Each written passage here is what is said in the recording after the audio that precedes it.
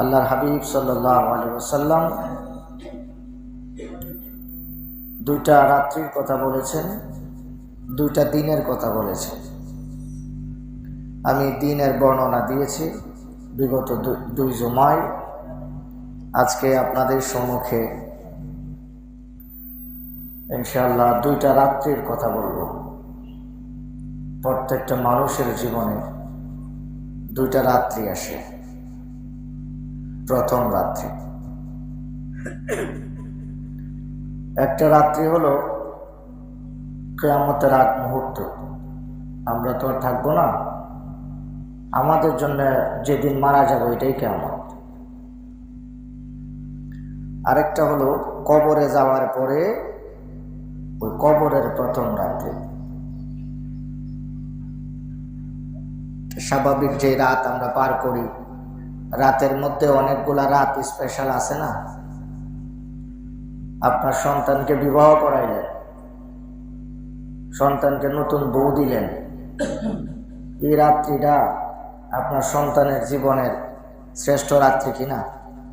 এই রাতের লোকে অন্য রাত মিলাইতে পারবেন? পারবো না।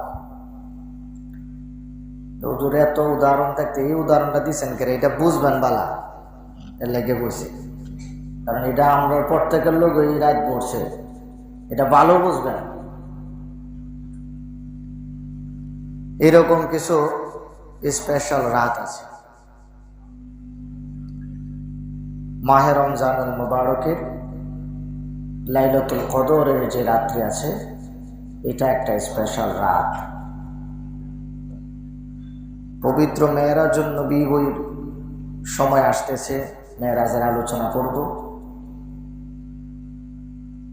মেরাজুন নবীতে আল্লাহর হাবিব যখন ভ্রমণে গিয়েছিলেন, এই রাত্রিটা অন্যান্য রাত্র থেকে শ্রেষ্ঠ কিনা? কুরবানির ঈদ আমাদের কাছে আসে, কুরবানির ঈদের আগের রাত্রিটা অন্য রাত্র থেকে একটু আলাদা কিনা? রোজার ঈদ আমাদের কাছে আসবে, রোজার ঈদের আগের রাত্রিটা এখন তো আর আমরা আনন্দ করি না, আমাদের ছেলে মেয়েদের জন্য আনন্দের রাত্রি কিনা? এই রাত্রি আর অন্য রাত্রি পার্থক্য আছে না? আছে।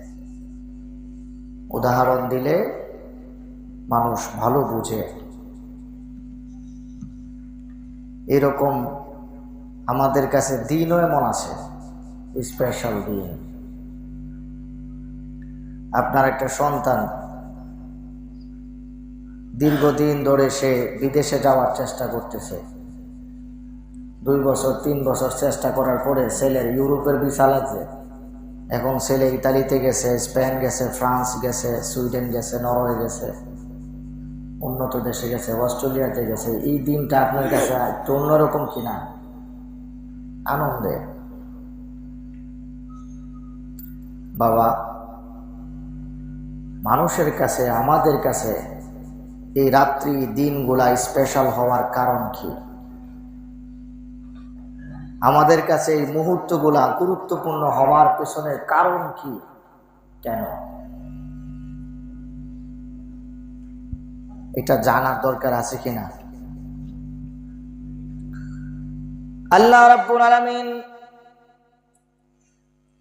বান্দার জন্য লাইলাতুল কদরের রাত্রিকে সম্মানিত করেছেন। আল্লাহ রাব্বুল আলামিন বান্দার জন্য ঈদুল আজহার প্রথম রাত্রিকে সম্মানিত করেছেন, ঈদুল ফিতরের রাত্রিকে সম্মানিত করেছেন, আনন্দদায়ক করেছেন। আল্লাহ রাব্বুল আলামিন বলেন, এই ছোট ছোট আনন্দ গুরুত্বপূর্ণ দিনগুলা, রাত্রিগুলা তোমাদের কাছে আমি এই জন্য দিয়েছি, কারণ হলো আমি মালিক, তোমরা আমার বান্দা। আমি তোমাদের 60 বছর, 40 বছর, 70 বছর জিন্দেগিতে আমলের তুলনায় গুনাহ বেশি হয়ে যায়, এমন কিছু সময় মুহূর্ত আমি আমার বান্দার জন্য স্পেশাল করে দিয়েছি। আমার বন্ধু আখিরি নবী, দু জাহানের বাদশা, সাইয়্যিদুল মুরসালিন রাহমাতুল লিল আলামিন। আমার বন্ধুর খাতিরে, বন্ধুর উসিলায় স্পেশাল দিন মুহূর্তগুলো আমি দান করেছি, যে রাত্রিতে ইবাদত করলে বান্দার জীবনের গুনাহগুলো আমি রাত্রের উসিলায় মাফ করে দেই। ওই রাত্রিগুলা যে মালিকের কাছে গুরুত্বপূর্ণ, ওই মুহূর্তগুলা মাওলার দরবারে স্পেশাল। যেভাবে মানুষের কাছে রাত্রিগুলা স্পেশাল হয়, গুরুত্বপূর্ণ হয়, আল্লাহ বলেন আমার কাছে স্পেশাল রাত আছে, মুহূর্ত আছে।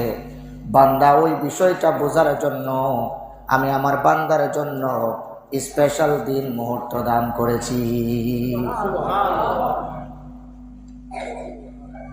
এবার রমজান আসলে অন্যান্য মাস থেকে পার্থক্য করবেন কিভাবে চিন্তা করে দেখবেন।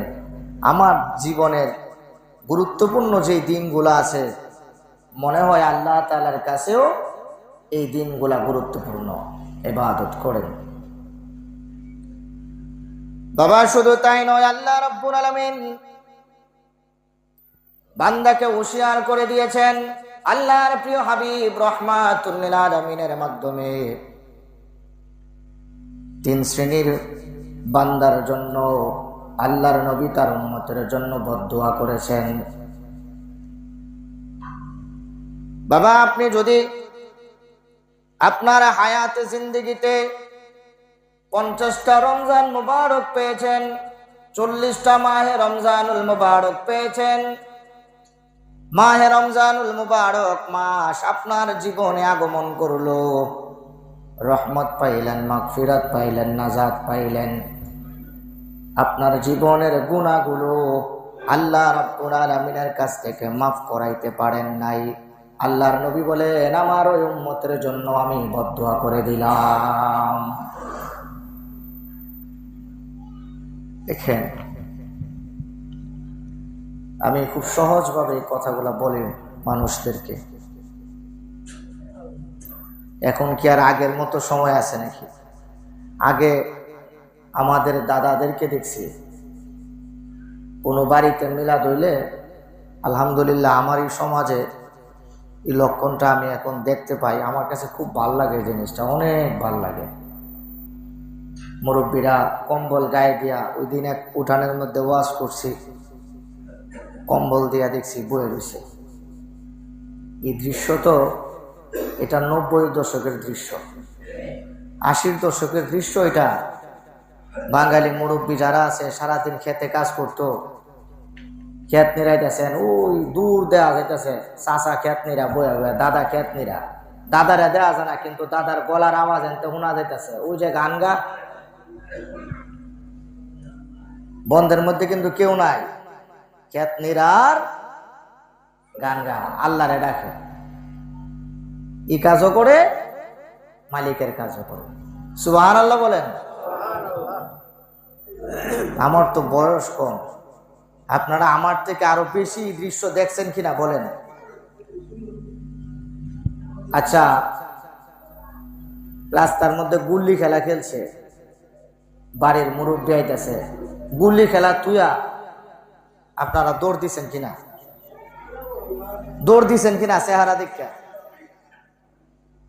জ্যাডা আইতাছে, দাদা আইতাছে, কা আইতাছে, গুল্লি খেলা তুইয়া যত কান দেখা গেছে পিছনে ফিরছে আর দৌড়ছে, পিছনে ফিরছে আর দৌড়ছে, মাঝে মাঝে উষ্টা খায় খেতে লাইলেও পড়ছে, এরপরে ফইরা আবার ওইটা দৌড়ছে, আত্মা ছিলছে, রক্ত পরে কিনা এটা দেখছে না, বাইক গিয়ে পরে মা বাপে জিজ্ঞাসা কিরে আদায়টা চোট করে কনা ডরে, গুল্লি খেলার কারণে।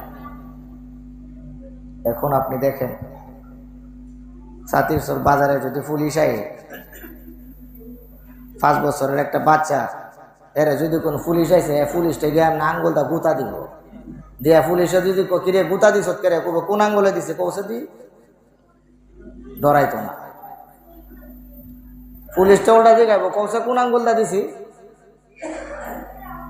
আমি মুরব্বী বলে নাই, সাধারণ মানুষ বলে না, পুলিশটা কইছে পোশাকের একটা ভয় আছে কিনা। এখন কিন্তু এই জিনিসগুলা নাই। আপনারা বলবেন হুজুর কেন এমন হচ্ছে? কিয়ামতের আলামত। হুজুর এগুলা কেন হইতেছে? কিয়ামতের আলামত। দাড়ি পাকনা মুরব্বীদের সম্মান আছে না কমছে? 4-5টা ফুলাবান যদি দেয় এক লগে আটটা দিতেছে রুডে দা, আমার তো মনে হয় এখানে যত মুরব্বী আছেন সবাই এখানটার দিকে সাইড হয়ে যাবেন, রুডের সাইডে যাবেন ডরে। কেন? আপনি বুঝে গেছেন গায়ে হাত তুলবে, আপনি বুঝে গেছেন ধমক দিলে আর আগের মতো ভয় পাবে না। আপনি বুঝে গেছেন একজন 10 বছরের বাচ্চারে আপনি শাসন করে নিজের সন্তান মনে করে একটা থাপ্পড় দিলেন, বাজারে বয়ে থাকতে না গিয়া ফুলাবান লইয়া করবো, বাইতে হইতো না আপনারা মারার জন্য। এগুলা কেন হয়? কিয়ামতের আলামত, কিয়ামতের আলামত।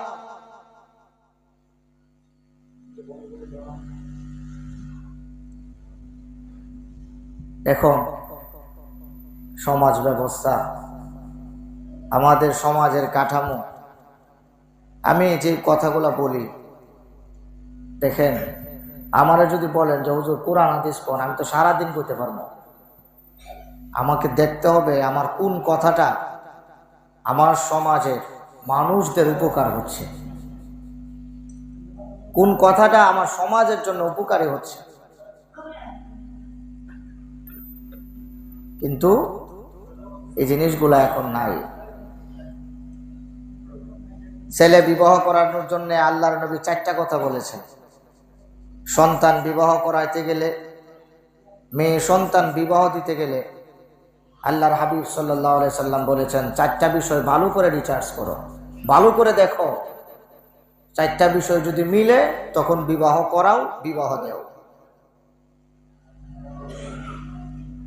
টেনশনের দরকার নেই, আমি কইতাছি 4টা বিষয়। যদি কোন একটু হুন না লাই কমো তো আমি ওয়ার লাগি তো বলছি। আল্লাহর হাবিব সাল্লাল্লাহু আলাইহি সাল্লাম বলেছেন কন্যা সন্তান যদি উপযুক্ত হয়,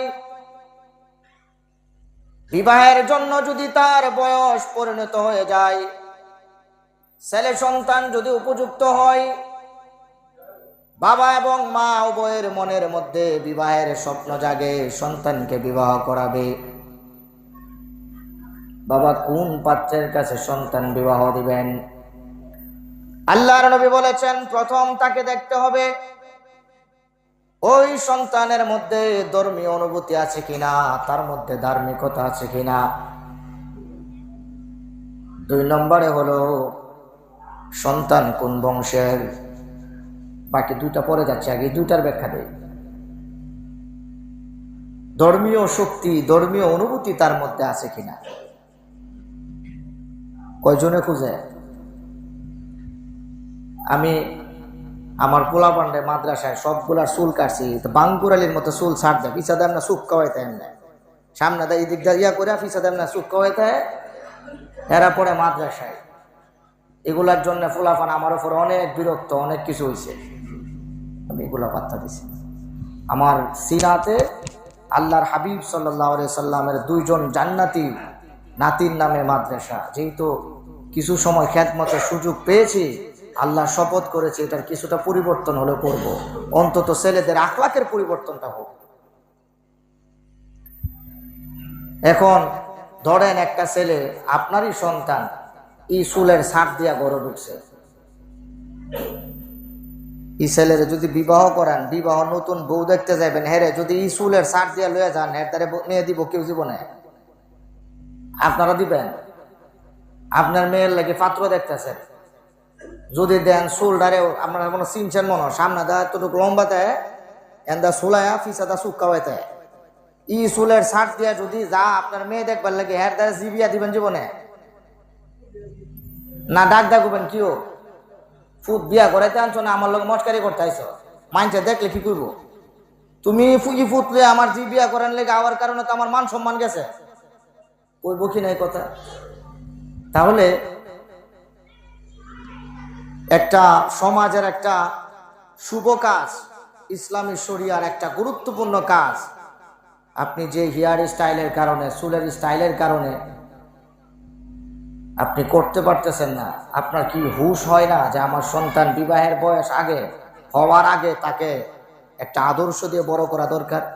আচ্ছা ধরলাম বিয়ার লাগে খালি চুলটা কাটছেন ফুতরে ফিটো আটায়া, বাবা যাবো তো মানুষের ভাই তো একটু মানুষ চুলটা কাটালা, তোর লাগে একটা মেয়ে দিই চুল কাটালা, বুঝায়া সুজায়া চুল কাটটা বিয়া করাইছেন, বলেন আপনারা তার কি পরিবর্তন হয়েছে? পরিবর্তনটা হয়েছে? হয় নাই। আজকে দেখেন প্রত্যেকটা গড়ে যাদের মেয়ে বিয়া দিচ্ছেন অশান্তিতে আছে, একজনের ভিতরেও ধর্মের জন্য, ইসলামের জন্য, আল্লাহর হাবিবের জন্য আল্লাহর ভয় ওই ছেলেদের ভিতরে নাই। যার ভিতরে ধর্মীয় অনুভূতি আছে, একজন উপরে যাও তো, এই বাচ্চাগুলার এখান থেকে সরাই দাও, একটা ছেলে যাও, এই যাও একটু, ওই ময়লা ফেলাইতেছে এখানে ওদের মাথায় পড়তেছে, কিন্তু গুনাহের কাজ, পোলাপান মানুষ বুঝে না, একটু সরাই দিলে আর কিছু একটা দিয়ে দিয়েন উপরে, একটা জানালা মনে আছে। আচ্ছা যাই হোক, আজকে আমি কথাগুলা কেন বলতেছি বাবা, আমি বলেছিলাম আল্লাহর হাবিবের একটা হাদিস নিয়ে আপনাদের সম্মুখে আমি আলোচনা করতেছি। কবরের প্রথম রাত্রি মানুষের জীবনের দুইটা রাত হবে, একটা কবরের প্রথম রাত আর একটা হলো কিয়ামতের আগ মুহূর্ত রাত। এই রাতগুলা কেমন হবে আমি ব্যাখ্যা দিচ্ছি আপনাদেরকে। সন্তান হইলে মিষ্টি খাওয়ায়, সন্তানের দাঁত উঠলো মিষ্টি খাওয়ায়, সন্তান প্রথম যখন মা কয়ে ডাক দেয় তখন আরো মিষ্টি খাওয়ায়, আবার প্রথম যেদিন আব্বা কো এই দিনও মিষ্টি খাওয়ায়, সন্তান যেদিন হাঁটে টুকটু করে শুকরিয়া দেয় মিষ্টি খাওয়ায়। এগুলো আমরা করি। আমার সন্তান প্রথম আব্বা ডাকছে তারিখটা লিখে রাখি আর মিষ্টি খাওয়াই, প্রথম মা ডাকছে তারিখ লিখে রাখি মিষ্টি খাওয়াই। একটু চিন্তা করেন, সন্তান কিন্তু আপনার উপকারে আসবে না। কখন? সন্তানের বেড়ে ওঠাটা তো আপনার চোখের সামনে। সন্তানের 18 বছর হওয়ার পরে না গায়ের জোর বাড়ছে, আপনি তার সাথে কথা বলতে ভয় পান। এর আগে আপনি কি করছেন? কার সাথে মিশতেছে আপনি দেখেছেন, খেয়াল করছেন? আপনার সন্তানের কোন দিকে চলে যাচ্ছে আপনি খেয়াল করছেন? করেন নাই। এবার আপনি অনেক চেষ্টা করেছেন, অনেক চেষ্টা করছেন, অনেক বুঝাইছেন, সন্তান আপনার কথা শুনে নাই। আপনি নিশ্চিত থাকেন কবরে আল্লাহ তাআলা জিজ্ঞাসা থেকে আপনি মুক্তি পেয়ে যাবেন। আলহামদুলিল্লাহ বলেন। বুদ্ধিমান এবং আমরা বলি বেআকল অর্থাৎ জ্ঞানহীন দুইজন মানুষের মধ্যে পার্থক্য আছে। বুদ্ধিমান কারা? যারা সমাজে আলেম, সুশিক্ষিত আলেম, তারা হলো বুদ্ধিমান। কেন? সন্তানকে আগে থেকেই বলে, বাবা আমার একটা আদর্শ আছে, একটা নীতি আছে, তুমি পড়াশোনা করো, তোমারে পড়াশোনার জন্য আমি দেশ ছাইরা ঢাকা দিয়ে আসবো, অন্যান্য জায়গায় দূরে তোমাকে পাঠাইবো ঠিকই, কিন্তু বাবা তোমার সাথে কিন্তু আমি থাকবো না। তুমি যদি কখনো কোনো বাজে সঙ্গ, তুমি যদি কখনো কোনো বাজে অভ্যাস, তুমি যদি কখনো ইসলাম সমর্থন করে না এমন কোনো কাজ, এমন কোনো মানুষের সঙ্গ নাও, ওই দিন মনে করবা যে বাবা হিসাবে আমি তোমার উপযুক্ত নই। আপনি কথাগুলা বলেন, সন্তানের সাথে কথা বলেন, আপনারই এক একটা কথা আপনি সন্তানের কাছে থাকবেন না, কিন্তু আপনার এই কথাগুলা সন্তানের মাথায় 24 ঘন্টা ঘুরপাক খাবে। খারাপ ছেলের সাথে মিশবে না। একজন বাবা সফলতা কোথায়? সন্তানের আদর্শের মধ্যে। একজন বাবার অর্জন কোথায়? একটা মায়ের অর্জন কোথায়?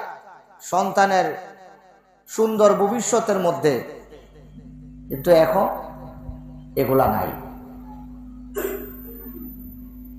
গুলি খেলার উদাহরণ এই কারণে দিচ্ছিলাম। আপনি আপনার বড় ভাইকে অবশ্যই বলে রাখবেন, ভাই আমি তো সময় দিতে পারি না, যদি হ্যাঁ একটু এদিক সেদিক দেখো, এরে দৌড়ানি দিবা, শাসনের ভিতরে যেন থাকে। এই জন্যে আল্লাহর হাবিব সাল্লাল্লাহু আলাইহি সাল্লাম বলেছেন, সন্তান বিবাহ করাইবা, তার মধ্যে যদি ধার্মিকতা থাকে, তার মধ্যে যদি ধর্মের অনুভূতি থাকে, ধর্মের মধ্যে আবার উগ্রবাদী আছে একটা শ্রেণী, এটা আবার যাতে না হয়, ভুল বুঝবেন না আমার কথায়। একজন ধার্মিক, যার মধ্যে ধর্ম আছে, তার হাতে কখনো অস্ত্র উঠবে না, আপনি নিশ্চিত থাকবেন। যার মধ্যে কোরআন ও সুন্নাহ আছে, তার হাতে কলম ছাড়া কখনো অস্ত্র উঠবে না, লাঠি উঠবে না, আপনি দিলেও সে নিবে না। যার মধ্যে ধর্মের জ্ঞান আছে, আপনি তাকে আঘাত করলে সে পাল্টা আঘাত করবে না, কারণ সে ধার্মিক। তার একজন পরিচালক আছে, তিনি হলেন আল্লাহ। তার একজন আদর্শ আছে, তিনি হলেন মুহাম্মদুর রাসূলুল্লাহ। কথা বলুন সুবহানাল্লাহ বলেন। সুতরাং তিনি কাজ করবে না। যার মধ্যে ধর্ম আছে কিন্তু পথ প্রদর্শক নাই, তার হাতে লাঠি উঠবে। যার কাছে ধর্ম আছে, কোরআনের জ্ঞান আছে, কিন্তু আদর্শ আখিরি নবী মুহাম্মদুর রাসূলুল্লাহ সিনার মধ্যে থাকবে না, তার হাতে অস্ত্র উঠবে, লাঠি উঠবে। এই জিনিসগুলা বুঝতে হবে।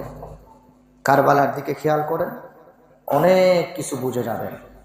ইমামে হুসাইনকে কোটি কোটি আকাশের ফেরেশতা প্রথম আসমানে এসে জমিনের উপরে শুধু হুকুমের অপেক্ষায় ছিল।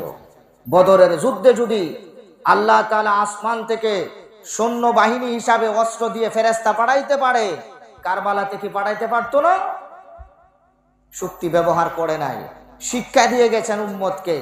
আল্লাহর হাবিবের আদর্শে যারা আছে, খোলাফায়ে রাশিদিনদের আদর্শে যারা আছে, তারা কখনো রাষ্ট্রের সম্পদ নষ্ট করবে না, তারা কখনো মানুষকে আঘাত করবে না, তারা কখনো ভাইকে কষ্ট দিবে না, তারা কখনো প্রতিবেশীকে কষ্ট দিবে না। তাদের জবানের কথা শুনলে আপনার ভিতরে ঢেউ উঠে যাবে, তাদের জবানের কথা শুনলে আপনার হৃদয় গলে যাবে, তাদের জবানের কথা শুনলে আপনাকে অনেক নগণ্য মনে হবে, তাদের চেহারা দেখলেও নিজেকে গুনাহগার মনে হবে। ইনি মনে রাখবেন, তার সাথে আল্লাহর সম্পর্ক আছে, তার হৃদয়ে আখিরি নবী মুহাম্মদুর রাসূলুল্লাহর আদর্শ পরিপূর্ণভাবে আছে। বলেন না সুবহানাল্লাহ। এই শিক্ষা নাই এখন, এই আদর্শও নাই, এই নীতিও নাই, এই শিক্ষাও নাই। আমি কথাগুলা বলতেছি আজকে এখান থেকে বাড়িতে যাওয়ার পরে, যাদের সন্তানের চুলের স্টাইল এরকম দেখবেন, তাকে ধরে মাথা কামাই দিবেন। আমি করে ফেলছি, মাথা কামাই দিবেন। তাহলে এই চুলের সাথে অনেক কিছু পরিবর্তন হয়ে যাবে।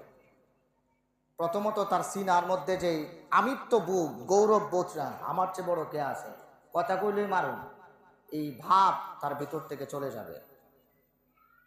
সন্তানকে টাকা দেওয়ার, টাকা কম দেন, সীমিত দেন, পরিমাণ কমাই দেন, খরচের লিমিট কমাই দেন, শাসন থেকে বাইরে ছাইরেন না। এবার আসেন দ্বিতীয় কথা, আমি যেটা বলেছিলাম বংশ দেখে বিবাহ করাবেন। এটা কেন?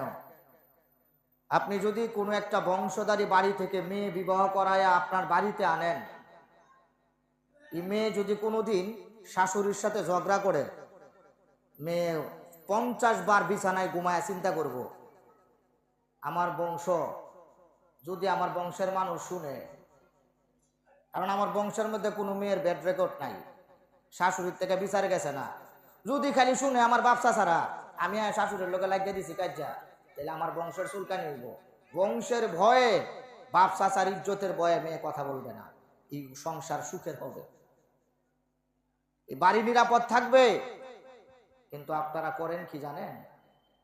আপনার সন্তান মনে করেন ইটালি থাকে, আপনার সন্তান ফ্রান্সে থাকে, সৌদি আরবে একটা ওয়েল লাইফ বিলং করে, ভালো একটা সময় সে পার করে, ভালো ইনকাম করে, আপনি আপনার চাইতেও ক্ষমতাধর একটা বাড়ি থেকে বিবাহ করাই দেন সন্তানকে। ঘটনা কি ঘটে, এই মেয়ে কিন্তু শাশুড়ির বস মানত না।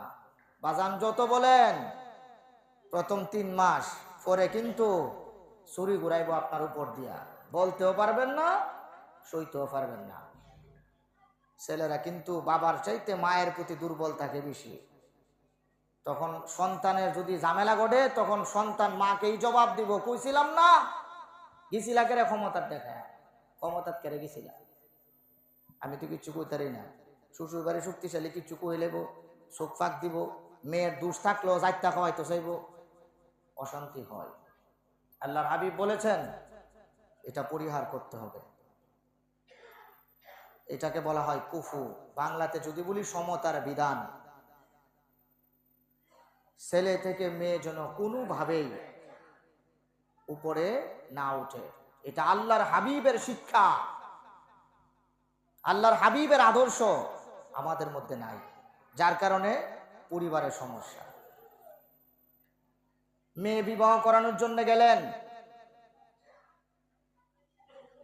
গিয়ে আপনি মেয়ের মার, মেয়ের দাদি, মেয়ের নানির বংশটা আপনি চেক করেন নাই, নানির বংশটা দেখেন নাই, না দেখে লইয়া পড়ছেন।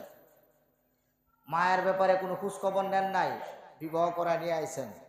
এই মেয়ের মা তার শাশুড়ির সেবা করছে কিনা আপনি খোঁজ নেন নাই, শাশুড়ি গোসল করার পরে কাপড়গুলা ধুইছে কিনা আপনি খোঁজ নেন নাই, শাশুড়ি অসুস্থ হইলে শাশুড়িরে জড়ায় ধরে বিছানায় ঘুমাইছে কিনা আপনি খোঁজ নেন নাই, শাশুড়ি অসুস্থ হইলে মাথায় পানি ডালছে কিনা খোঁজ নেন নাই, শাশুড়ি যদি অসুস্থ হয়ে পড়ে থাকে শাশুড়িরে মায়ের মতো দাঁড়ে বসে বসে কোরআন তেলাওয়াত করছে কিনা আপনি খোঁজ নেন নাই। আপনি কি চিন্তা করে বিবাহ করাইছেন আল্লাহ পাক ভালো জানে। এবার দেখেন মা এই ঘরে অসুস্থ আর বউ ওই ঘরে বইতে ডাক দিয়া যে কইব তোমার মার 1 গ্লাস লেবুর শরবত দাও, কথা বলারও শক্তি নাই, চলা ফিরা এমন বুঝায়। সংসার সুখের হবে কিভাবে? এই সংসারে শান্তি আসবে কি করে? আর আপনার সন্তানে বাড়িতে ঘরের মধ্যে সময় দিব কেন? কারণ বাড়িতে আসলে দে সাপ নেউলে সম্পর্ক শ্বশুর শাশুড়ির লোকে, বউ দিয়া পারা শান্তি, মারে দেখে অশান্তিতে, সন্তান তাকে অস্থির। আপনারা বলেন এদের মধ্য থেকে যদি কোনো সন্তান পৃথিবীতে আসে, এই সন্তান অশৃঙ্খল হবে না তো কি হবে? কারণ এখানে তো ব্লাড সার্কুলার হয়। আপনার সন্তানের শরীরে তো আপনার রক্ত, যে মেজাজ নিয়ে সন্তান জন্ম দিয়েছেন সেই মেজাজেই সন্তান বড় হবে, এগুলা বুঝতে হবে। এই জন্যে ধর্মের অনুভূতি থাকতে হবে। হযরতে মা ফাতেমাতুজ জাহরা রাদিয়াল্লাহু তাআলা আনহুর গল্পগুলা শোনাতে হবে, মা খাদিজাতুল কুবরার জীবনীগুলা শোনাতে হবে, মা আয়েশা সিদ্দিকা রাদিয়াল্লাহু তাআলা আনহার জীবনীগুলা শোনাতে হবে, হযরতে বিবি আসিয়ার জীবনী শোনাতে হবে, এবং জানতে হবে প্রত্যেকটা মেয়ে, প্রত্যেকটা বোনের এই ইতিহাসগুলা জানতে হবে। যখন দেখবে নারী কেমন হওয়া দরকার, নারীর মেজাজ কেমন হওয়া দরকার, ঘরের রমণীর সৌন্দর্য, ঘরের রমণীর মুখের আওয়াজ, মুখের ভাষা কেমন হওয়া দরকার, যদি ইতিহাসগুলা জানে, আমাদের প্রত্যেকের পরিবার ঘর সুন্দর হয়ে যাবে। কিন্তু শিক্ষা নাই, নাই এগুলা। আমরা কয়জনের এই শিক্ষা দিয়েছি? বিবাহ করানোর সময় কোরআন তেলাওয়াত করতে পারে? মেয়ের জিগান, যদি কেউ পারে না ফিসের থেকে মিসাই ক না সত্যি ক, আপনি যাচাইও করেন না, বিয়া করা নিয়ে আসেন। যেদিন আপনি বিপদে পড়ছেন আপনার দ্বারে বসে কোরআন তেলাওয়াত করতে পারে না কেন? একজন মুসলমান যদি কোরআন তেলাওয়াত করতে না পারে সে কি জবাব দিবে আল্লাহর কাছে? একজন মুসলমান যদি কোরআন তেলাওয়াত করতে না পারে সে নামাজ পড়বো কেমনে? নামাজের জন্য কোরআন তেলাওয়াত ফরজ, কেমনে পড়বো নামাজ? আজকে এখানে আমার অনেক মুসল্লি আছেন যাদের ছেলে মেয়ে কোরআন শরীফ পড়তে জানে না, কোরআন শরীফ পড়তে জানে না। এই আলিয়া মাদ্রাসায় 1 মাস 19 দিনে 36 জনকে কোরআন শরীফের সবক দিছি, অধিকাংশই মেয়ে। এই 5, 6, 7 নং ওয়ার্ডের, অন্য ওয়ার্ডেরও আছে, ধরে ধরে ধরে ধরে পড়াইতেছি। যারা বলে হুজুর আমার সমস্যা পারিবারিক, অধিকাংশই ফ্রি, কোনো টাকাও নিচ্ছি না। আমার উদ্দেশ্য হলো কোরআন শরীফ শিখেন।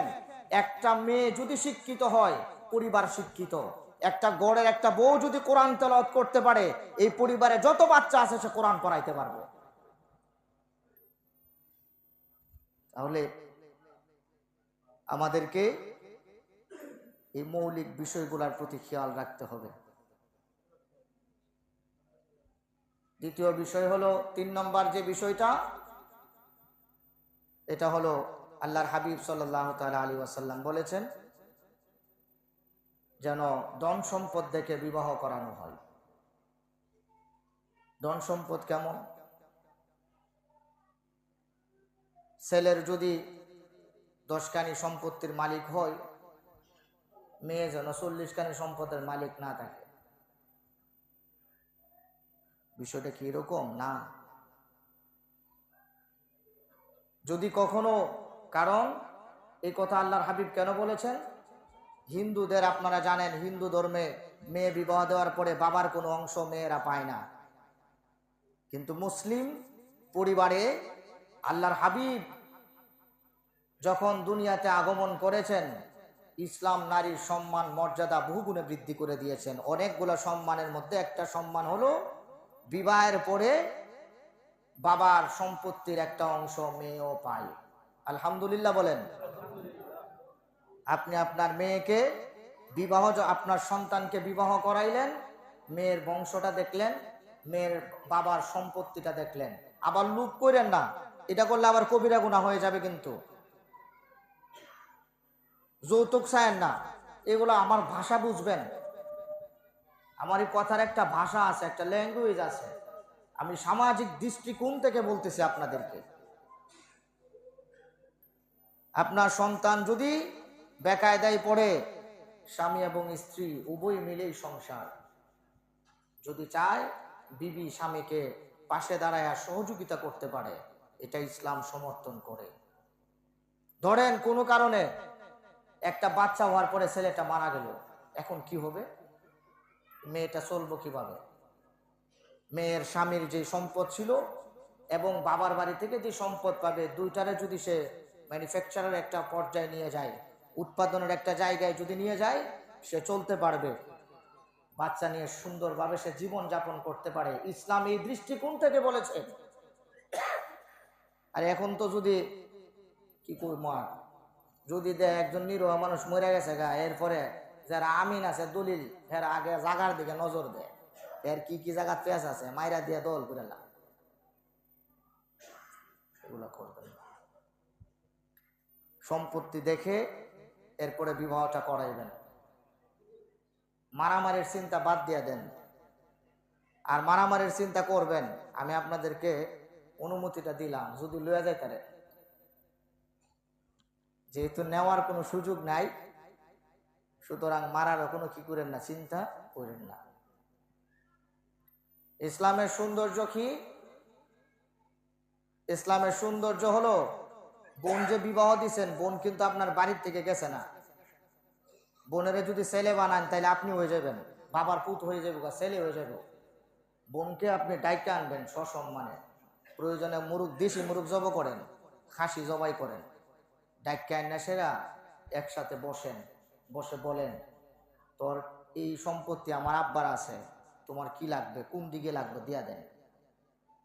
জানেন, এই পৃথিবীতে একমাত্র বোনই আছে যে ভাইদেরকে সম্পদ নিয়ে আসতে চায় না।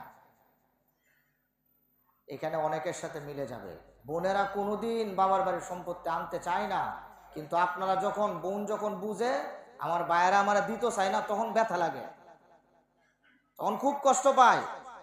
আমি কি আমার বাবার সম্পদ না? আমি কি আমার বাবার সন্তান না?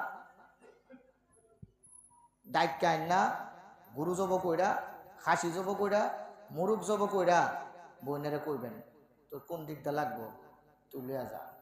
বাবার দায়িত্ব বাবা চলে যাওয়ার পরে আপনি পালন করেন, না হয় আপনার বাবাকে আপনি আটকায় ফেলতেছেন, আপনার উপরে হক, এগুলা করবেন। সামাজিকভাবে আমাদের মধ্যে যদি এই উদার মন মানসিকতা তৈরি হয়, বিশ্বাস করেন 5টা বছর অপেক্ষা করেন, দেখবেন এই আপনাদের এই মহল্লা বাংলাদেশের মধ্যে একটা আদর্শ মহল্লা হয়ে যাবে। পরিবর্তনটা কি বাইরের থেকে করবেন? বরিশাল দিয়ে পরিবর্তন করার দরকার নেই তো, আপনার পরিবারটা পরিবর্তন করেন। আপনার আশেপাশে 10টা ঘর যেন বলে তোরা ই বাড়ির মতো হইবে, ইমুকের ছেলের মতো তোরা হইবে, ইমুকের ছেলের সাথে চলবে। হ্যাঁ যদি লাত্তিও মারে হ্যাঁ পিছে থাকবে, হ্যাঁ দেখা মারে ফালাই দিল হ্যাঁ লগে আটবে, হ্যাঁ পিছে আটবে, হ্যাঁ যদি বাথরুম মধ্যে বাইরে খারে থাকবে, কারণ হ্যাঁ ভালো মানুষ, এর সাথে চল। ভালো ছেলে দেখলে ডাক্কা না করবেন বাবা কি করো তুমি, একটু অবসর সময় পেলে আমার ফুতের একটু লগে রাখবো, বলেন কথাগুলা। লজ্জা লাগে না বাবা? লজ্জা না। একটা ভালো সঙ্গ মিলাই দেন, সন্তান ভালো হয়ে যাবে। মাদ্রাসায় প্রায় সময় আমি আমার ছেলেদেরকে এই উদাহরণগুলো দিই। এত নৌকা, আমি ভৈরব বাজার তো কাঠের নৌকা কম, স্টিল দিই, কিন্তু এন কাঠের নৌকা বেশি। এটা 22 থেকে কেমনে? এখানে তো অনেক লোহা, যদি ভুল না করে, আমার তো ক্যালকুলেশন জানি না, 10 কেজি 15 কেজি 20 কেজি এমনকি 1 মনের মতো মনে লোহা আছে এক একটা নৌকার মধ্যে। ভেসে থাকে কিভাবে বাবা? কাঠের সাথে মিলে। সঙ্গ গুণে আপনার সন্তানের জন্য ভালো একটা সঙ্গ খুঁজে দেন। কেউ নাই, আপনি হয়ে যান। সারাদিন বন্ধ কাজ করেন, লগো লইয়া যান, লগো লইয়া যান। দাদার গল্প শুনান, আপনার দাদার গল্প শুনান, বাবার গল্প সন্তানকে শুনান। তোর দাদা এমন আছেন, তোর বাবা এমন ছিল, তোমার বড় আব্বা এমন ছিল, উনি রাস্তাতে হাঁটলে মানুষ ইজ্জত করতো। বাবা আমার বংশের যেন কলঙ্ক না লাগাও, তাকে স্মরণ করাই দেন। আপনার বাবার গল্প সন্তান জানে না, তো দাদারে জিয়ারত করবো কেন? আপনার উপরে আপনার বাবার কি অবদান আপনার সন্তান তো কিছুই জানে না। আপনার মা আপনার জন্য কি করছে এত কিছুই জানে না। নানিকে কি ছিল, তার নানি কিভাবে লালন করছে, আপনার সন্তান জানে? আমাদের সন্তান জানে না তো বাবা, জানে না। আপনি বলেন নাই আপনার মার ব্যাপারে, আপনি বলেন নাই আপনার বাবার ব্যাপারে, এই জন্য দাদারে জিয়ারত করতে যায় না। এই জন্য মোনাজাতের মধ্যে খালি আব্বা পর্যন্ত সীমাবদ্ধ, দাদা পর্যন্ত আর যায় না। আপনি মারা গেলে আপনার নাতি আপনার পর্যন্ত যাইব? যাবে না। যাই হোক বাবারা, আমার একটা গুরুত্বপূর্ণ বিষয়, আপনারা জানেন এই সাতির সরে আমি খুব খুশি এবং আনন্দিত। সাতির সর আহলে সুন্নাত ওয়াল জামাত নামে একটি নবীর আদর্শের সংগঠন আছে। আহলু সুন্নাত ওয়াল জামাত এই নামটা বাংলাদেশের একেবারে মন্ত্রী থেকে নিয়ে প্রধানমন্ত্রী পর্যন্ত যখন বলার আগে 2টা শব্দ ব্যবহার করে, সুফিবাদী, শান্তিতে বিশ্বাসী। আলহামদুলিল্লাহ বলেন। মন্ত্রী বলেন, প্রেসিডেন্ট বলেন, প্রাইম মিনিস্টার বলেন, পৃথিবীর যেখানেই যান, যেই বিমানবন্দরে যান, আপনাকে যদি জিজ্ঞান আপনি কোন আদর্শে, বলবেন আহলে সুন্নাত ওয়াল জামাত, আমি সুফিবাদী আদর্শে বিশ্বাসী, আপনাকে ছেড়ে দিবে।